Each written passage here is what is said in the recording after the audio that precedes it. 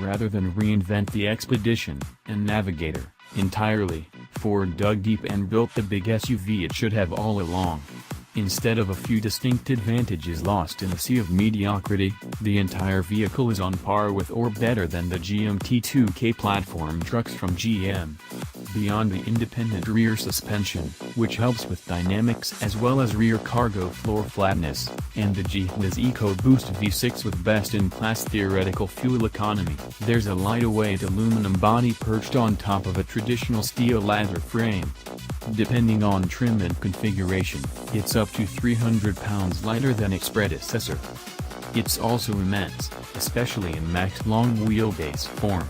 The Expedition looks imposing, but it's also one of the cleanest interpretations of Ford's new truck styling language. In particular, the monolithic headlight grille bar looks upscale but is a simpler shape than the facelifted 2018 F-150S, which looks like it ran into a couple of chrome chow bars on the way to the ranch. There's not much going on in the profile. The first adjective that comes to mind is suburbanish, and imitation is flattery, and the rear is indifferently attractive. What's more important is the overall effect. This is something you'd be okay leaving with the valet. The valet might not even stuff it behind the hotel. Inside, things are much more dramatic. It's no new Navigator, sure, the interior of which is like 2017 as imagined in 1967, but it's a sea change compared to the old Expedition's menagerie of hard plastic shapes, textures, and colors, all slightly nasty looking, and everywhere. So too with its design.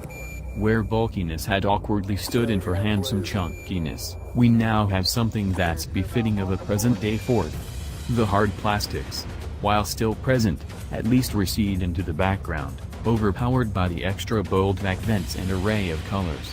Our tester had wood veneer on the center console, cream-colored upholstery and trim, silver-colored plastic, dark soft dash covering, and dark hard smooth plastic, depending on where you looked. Still busy, but much nicer, although there's maybe a bit too much visible plastic in an SUV that can easily top $70,000. The engine, while not new, has been improved, with more power and torque available in the Platinum trim. For those keeping score at home, the lower output EcoBoost makes a healthy 375 horsepower and 470 pound-feet of torque, and feels exactly as satisfying as a V8 making similar power. There's torque everywhere, very little lag, and it even sounds kind of okay.